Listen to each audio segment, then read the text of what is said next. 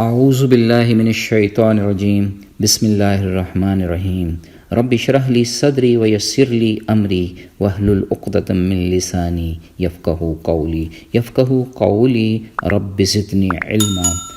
قرآن پاک کا نواں پارہ قال الملاء 159 آیات اور لگ بھگ 19 رکوع پر مشتمل ہے۔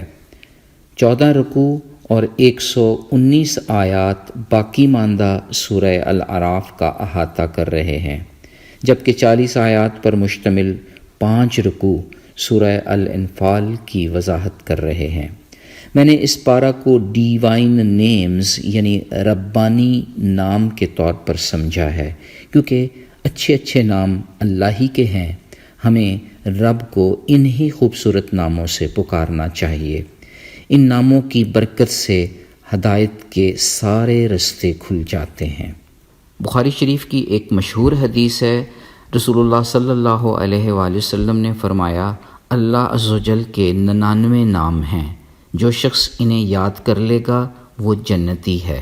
اس پارہ کے پہلے رکوع میں حضرت شعیب علیہ السلام کے متکبر سرداروں کا ذکر ہے، جو لوگوں کو گمراہ کرنے کی کوشش میں تھے۔ شعیب علیہ السلام کو بستی سے نکالنے کی دھمکی بھی دی اور ان کے دین کو جھٹلایا۔ نتیجتاً آگ کے زلزلہ نے نافرمان قوم کو ایسے نیست و نابود کر دیا جیسے کہ ان کی بستیوں میں کوئی آباد ہی نہیں تھا۔ دوسرے رکوع میں سابقہ امتوں کی آزمائش کا تذکرہ ہے۔ ایمان لانے سے انکار پر انہیں محتاجی اور بیماری میں مبتلا کیا گیا۔ یہ بھی واضح ہو رہا ہے کہ ایمان کی قوت سے نعمتوں کے دروازے ہمیشہ کے لیے کھل جاتے ہیں۔ رکوع میں نافرمانی پر عذاب کی دھمکی بھی دی گئی ہے۔ اللہ کی پکڑ سے بے فکر ہونے والے ہمیشہ خسارے میں رہتے ہیں۔ تیسرا رکوع 9 آیات پر مشتمل ہے۔ دلوں پر مہر لگائے جانے کا تذکرہ ہے اور رسول پاک صلی اللہ علیہ وآلہ وسلم کو تسلی و تشفی دی جا رہی ہے کہ بعض انبیاء کے واقعات سے سبق لیا جائے کہ ان میں سے اکثر عہد کے پابند نہیں، عالم ارواح میں توحید پر کیے گئے وعدے کی پاسداری نہیں کرتے۔ مسلم شریف میں درج ایک حدیث قدسی میں اللہ رب العزت فرماتے ہیں کہ میں نے اپنے بندوں کے دلوں کو توحید پر پیدا کیا ہے، پھر شیطان ان کے پاس آ کر انہیں ان کے دین سے ہٹا دیتا ہے اور ان پر میری حلال کی ہوئی چیزیں حرام کر دیتا ہے۔ اسی رکوع میں موسیٰ علیہ السلام کا فرعون کے سامنے اعلان رسالت اور ید بیضا کے معجزے دکھانے کی رودات ہے۔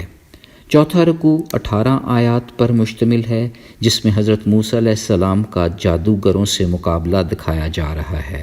حضرت موسیٰ علیہ السلام کا عصا مبارک اژدہے کا روپ دھار کر ان جادوگروں کے تمام سانپ نگل گیا۔ وہ تمام کے تمام موسیٰ علیہ السلام اور اس کے رب پر ایمان لے آئے، سجدہ ریز ہو گئے۔ پھر فرعون کی دھمکی بھی ان پر کارگر ثابت نہ ہوئی۔ 5ویں رکوع میں درباری اور کچھ سردار فرعون کو بھڑکاتے نظر آتے ہیں۔ بیٹوں کو مارنے کا قانون پھر سے نافذ کر دیا۔ اس رکوع میں موسیٰ علیہ السلام اپنی قوم کو نصیحت کر رہے ہیں کہ اللہ سے مدد طلب کرو اور صبر کرو۔ یہ زمین اللہ کی ہی ہے، جسے چاہتا ہے زمین کا وارث بنا دیتا ہے۔ 12 آیات پر مشتمل 6 رکوع میں آل فرعون کی قحط سے آزمائش کا تذکرہ کیا جا رہا ہے۔ آزمائش کو وہ نحوست سمجھتے تھے، جبکہ خوشحالی کو مقدر کا لکھا تصور کرتے تھے۔ اللہ کی واضح نشانیاں دیکھنے کے بعد بھی قوم فرعون کا ایمان سے انکار تھا، جس کی وجہ سے انہیں ہولناک انجام کا سامنا کرنا پڑا۔ فرعون اپنے لشکر سمیت دریائے نیل میں غرق ہو گیا۔ بنی اسرائیل کی ایک مجسم معبود کی خواہش کا تذکرہ بھی اسی رکوع میں ہے۔ 7ویں رکوع میں موسیٰ علیہ السلام کی اللہ تعالیٰ سے ہم کلامی کا ذکر ہے۔ دیدار کی خواہش کی تو کوہ طور پر رب کی تجلی کی تاب نہ لاتے ہوئے بے ہوش ہو گئے۔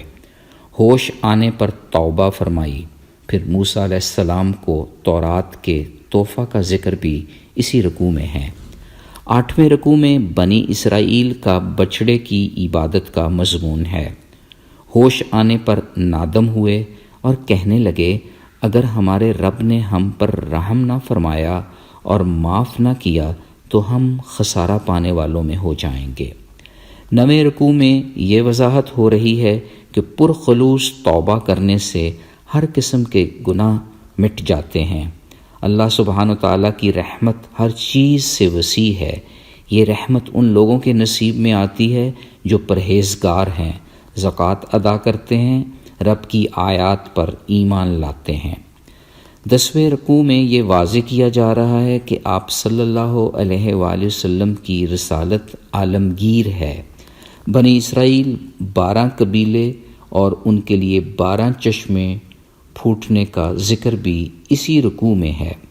من و سلوہ جیسے پاکیزہ رزق کا ذکر بھی اسی رکوع میں ہے۔ 11ویں رکوع میں یہودیوں کی حیلہ سازی بیان کی جا رہی ہے، ان کے ناخلف علماء کا تذکرہ ہے۔ قرآن و حدیث پر عمل کرنے والوں کی تعریف بھی کی گئی ہے۔ 12ویں رکوع میں اس امر کی وضاحت ہو رہی ہے کہ اللہ تعالیٰ اپنی آیات کھول کھول کر بیان کرتے ہیں۔ اسی رکوع میں اللہ تعالیٰ یاد دلا رہا ہے کہ کس طرح میں نے گواہ بنا کر پوچھا تھا، کیا میں تمہارا رب نہیں ہوں؟ سب نے یک زبان شہادت دی تھی۔ یہ وعدہ اس لیے لیا گیا تھا تاکہ روز قیامت یہ نہ کہہ سکیں کہ وہ تو بالکل بے خبر تھے۔ یوں واضح ہو گیا کہ بے عمل عالم کی مثال اس جانور کی مانند ہے جس پر جتنا بوجھ بھی ڈال دیا جائے وہ ہانپتا ہی رہتا ہے، اور یہ کہ ہدایت اور گمراہی اللہ تعالیٰ ہی کے اختیار میں ہے۔ ہدایت سے محروم لوگ ایسے ہیں جن کے دل تو ہیں مگر وہ ان سے حق بات کو سمجھتے نہیں، آنکھیں ہیں مگر دیکھتے نہیں، کان ہیں مگر سنتے نہیں۔ ایسے لوگوں کو جانوروں سے بھی بدتر کہا جاتا ہے۔ اسماء حسنہ کا بیان بھی اسی رکوع میں ہے۔ اللہ کو جن ناموں سے پکارنے کی نصیحت کی گئی ہے۔ امت محمدیہ کی جماعت حق کی رہنمائی کرتی ہے، انصاف سے کام لیتی ہے۔ 13واں رکوع واضح کر رہا ہے کہ آیات ربانی جھٹلانے والوں کی ایسی پکڑ ہوگی کہ ان کو خبر تک نہ ہوگی۔ اللہ مہلت دیتا ہے مگر اس کی تدبیر بڑی مضبوط ہے۔ اللہ جسے گمراہ کر دے اسے کوئی ہدایت نہیں دے سکتا۔ یہ بات بھی اس رکوع میں سامنے آ گئی کہ قیامت اور غیب کا علم اللہ کے سوا کسی کے پاس نہیں، حتیٰ کہ حضور پاک صلی اللہ علیہ وآلہ وسلم کے پاس بھی نہیں۔ سورہ الاعراف کا آخری یعنی پارے کا 14واں رکوع 18 آیات پر مشتمل ہے، جس میں واضح ہو رہا ہے کہ تمام انسان آدم کی ہی اولاد ہیں۔ خود ساختہ معبود مرادیں پوری نہیں کر سکتے کیونکہ وہ بے بس ہیں، حتیٰ کہ وہ خود اپنی مدد بھی نہیں کر سکتے۔ اسی رکوع میں یہ بھی واضح ہو گیا کہ نیک لوگوں کا اللہ ہی مددگار ہے۔ اس رکوع میں درگزر کرنے، نیک کاموں کا حکم دینے اور جاہلوں سے کنارہ کشی اختیار کرنے کی نصیحت بھی کی گئی ہے۔ غصہ اور شیطان کے وسوسے سے بچنے کا بہترین نسخہ اللہ کی یاد ہے۔ اعوذ باللہ من الشیطان الرجیم۔ رکوع مزید واضح کر رہا ہے کہ جب قرآن پڑھا جائے تو غور سے سنو اور خاموش رہو تاکہ تم پر رحم کیا جائے۔ رب کے فرشتے بھی رب کی تسبیح پڑھتے ہیں، ہمیں بھی اللہ کا ذکر اس کے عالی شان ناموں کی تسبیح سے کرنا چاہیے۔ سورہ الانفال کا پہلا جبکہ اس پارے کا 15واں رکوع مال غنیمت سے متعلق مضامین کا احاطہ کر رہا ہے۔ سچے مومن وہ ہیں جن کے دل اللہ کا ذکر سن کر کانپ اٹھتے ہیں۔ جب ان کے سامنے قرآنی آیات تلاوت کی جاتی ہیں تو ان کا ایمان بڑھ جاتا ہے۔ وہ اللہ پر ہی توکل رکھتے ہیں، نماز پڑھتے ہیں، رب کے دیے ہوئے رزق میں سے خرچ کرتے ہیں۔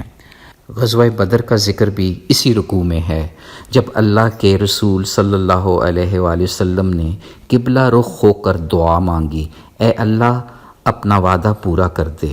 اللہ نے دعا قبول فرمائی اور فرشتوں کے ذریعے مدد کی۔ 16 رکوع میں اللہ رب العزت یاد دلا رہے ہیں کہ تمہیں امن اور سکون دینے کی خاطر تم پر اونگ طاری کر دی گئی تھی، آسمان سے بارش برسا کر پاک کر دیا، شیطانی وسوسوں سے بچا لیا، دلوں کو مضبوط کر دیا اور تمہارے پاؤں جما دیے۔ واضح ہو گیا کہ اللہ تعالیٰ کی توفیق سے ہی نیک کام ہوتے ہیں۔ 17ویں رکوع میں اطاعت رسول کا حکم ہے، مشرکین سے مشابہت کی ممانعت فرمائی گئی ہے۔ دل اللہ رب العزت ہی کے اختیار میں ہیں۔ ابن ماجہ میں درج ایک خوبصورت حدیث ہے کہ رسول اللہ صلی اللہ علیہ وآلہ وسلم نے فرمایا کہ بلا شبہ بنی آدم کے دل اللہ تعالیٰ کی انگلیوں کے درمیان میں ہیں، وہ جس طرف چاہتا ہے انہیں پھیر دیتا ہے۔ پھر آپ صلی اللہ علیہ وآلہ وسلم نے ایمان پر ثابت قدم رہنے کے لیے اس دعا کی تعلیم دی، یا مقلب القلوب ثبت قلوبنا علی دینک، اے دلوں کے پھیرنے والے رب، ہمارے دلوں کو اپنے دین پر ثابت قدم رکھیے گا۔ اس رکوع میں مزید واضح ہو گیا کہ خود بھی بری باتوں سے بچنا ہے، دوسروں کو بھی بچانا ہے۔ امانت میں خیانت کی ممانعت فرمائی جا رہی ہے۔ ہمارا مال، ہماری اولاد ہمارے لیے امتحان ہے۔ اللہ کے ڈر سے نور بصیرت حاصل ہوتی ہے۔ 18واں رکوع تقویٰ کے بہترین نتائج پیش کر رہا ہے۔ جب تک ہم استغفار کرتے رہیں گے، اللہ عذاب سے محفوظ کرتا رہے گا۔ اسلام اچھے اور برے لوگوں میں امتیاز کرتا ہے۔ 19ویں رکوع کی 3 آیات میں کفار کے لیے معافی کا اعلان ہے اگر وہ شرک سے بچے رہیں۔ جہاد کا مقصد کفر و شرک کو مٹانا ہی ہے۔ اس پارہ مبارک کا خلاصہ یہ ہے کہ ایمان کی قوت سے رب تعالیٰ کی نعمتوں کے دروازے کھل جاتے ہیں۔ اللہ اپنی زمین میں جسے چاہتا ہے وارث بنا دیتا ہے۔ انبیاء کرام کے واقعات سے اللہ تعالیٰ کی حکمتیں کھل کر سامنے آ رہی ہیں، ایمان کو مضبوط کر رہی ہیں۔ حق کی چپ اللہ نے ہر ذی روح میں فکس کی ہوئی ہے، جس کا عملی مظاہرہ عالم ارواح میں ہو چکا ہے۔